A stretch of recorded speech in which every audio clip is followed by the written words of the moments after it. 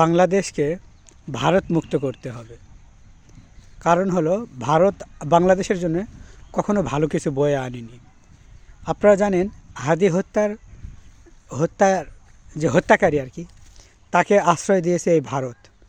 তার মানে এরা হলো হত্যাকারী, যারা বড় বড় ধরনের অপরাধের সাথে জড়িত তাদেরকে এরা আশ্রয় দেয়। কেন আশ্রয় দেয়? কারণ এখান থেকে সন্ত্রাসী কর্মকাণ্ড পরিচালনা করে, যাতে করে বাংলাদেশের ক্ষতি করা যায়।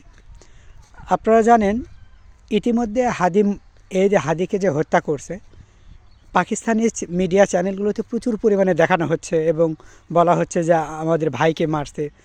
আসলে মুসলমান ভাই ভাই, এরা কখনো শত্রু হতে পারে না। শত্রু হলো এই নেংটিরা। কারণ হলো এরা যে পরিমাণ, যারাই বাংলাদেশকে মারে বা যারা বাংলাদেশের মধ্যে ক্ষতি করে, যারা বড় বড় অপরাধের সাথে জড়িত, তাদেরকে আশ্রয় দেয়। কেন দেয় জানেন? যাতে করে আরও ভালো মতো লুট করা যায়। এরা বাংলাদেশটাকে শেষ করে দিবে, খাবে, এই জন্যে এরকম উঠে পড়ে লেগে গেছে। প্রশ্ন হলো যে তোরা এত খাওয়ার পরেও, অথচ তারা নিজেরা দাবি করে, ভারতে ওরা কী দাবি করে জানেন? ওরা নাকি সাহায্য করছে। কিসের সাহায্য করছে? কাকে সাহায্য করছে? প্রশ্ন কিন্তু থেকেই যায়। সাহায্যের নাম করে ওরা হলে চুরি করছে, আমাদের বাংলাদেশ থেকে অনেক কিছু চুরি করে নিয়ে গেছে এবং এখন আরও খাবে বলে হা করে আছে। হয়তো সেই পরিমাণ পাচ্ছে না, এটাও তো হতে পারে।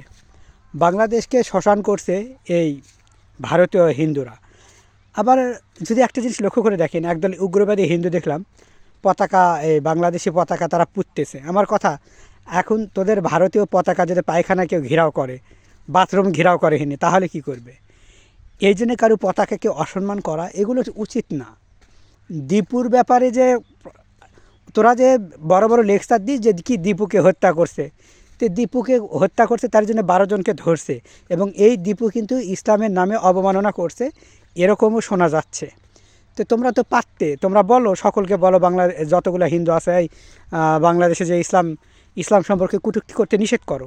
তোমাদের যদি কিছু ধর্ম সম্পর্কে জানার থাকে সরাসরি আসো, প্রশ্ন করো, যারা বড় বড় হুজুর রয়েছে তাদের কাছে জিজ্ঞাসা করো, উত্তর দিয়ে দিবে। অযথা কটূক্তি করা, এরকম দেশের মধ্যে অশান্তি সৃষ্টি করা, এগুলো তো ঠিক না। কালকে তোমরা নিজেরাই এক হিন্দুকে মেরে ফেলছো। কেন মেরছো? কেন মেরে ফেলছো? যে ওটা নাকি বাংলাদেশি। অথচ পরবর্তীতে হত্যা করার পর দেখা গেল সে ভারতীয় নাগরিক, সে বাংলাদেশি না এবং সে একজন হিন্দু। তার নামের সাথে রাম নাম সংযোজন আছে, যুক্ত আছে। তো তাহলে এটার অর্থ কী দাঁড়ালো? এটার অর্থ এটাই দাঁড়ালো যে তোমাদের কাছে ভারতীয় উগ্রবাদী হিন্দুদের কাছে কেউই নিরাপদ না, খোদ হিন্দুরাও নিরাপদ না।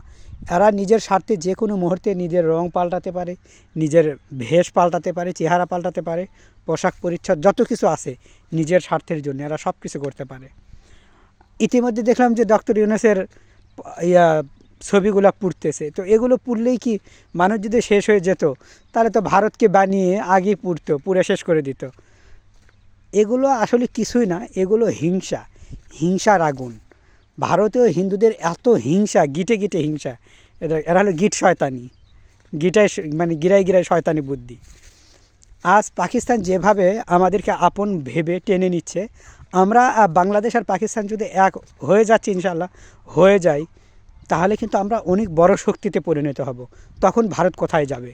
এই জন্যে আমার মনে হয় ভারতকে যে কোনো জিনিস করার আগে 10 বার ভাবা উচিত। এক হাদি মরছে তাই যতগুলা মানুষজন একত্রিত হয়েছে, পুরা বাংলাদেশ কিন্তু একত্রিত হয়ে গেছে। তাহলে চিন্তা করে দেখো, আরও হাদি মারলে তোমাদের কতটা ভয়ঙ্কর অবস্থা করে দিবে। এক হাদির ভয়ে ওদের যে পরিমাণ হাঁটু কাঁপা শুরু হয়েছে।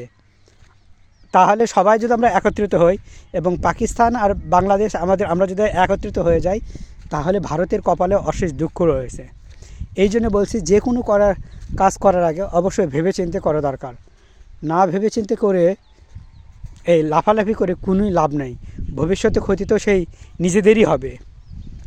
কারণ মুসলমানরা ওই অত মৃত্যুকে কিন্তু ভয় পায় না যতটা মৃত্যুকে ভয় পায় হিন্দুরা। এই জন্যে এখানে তোরা তোদের মতো থাক, যে আরও যে দেশ আছে তাদের মতো তারা থাকুক। এখনও তোদের এই লাফালাফি এগুলো বন্ধ কর, এগুলো খারাপ জিনিস। এগুলো কি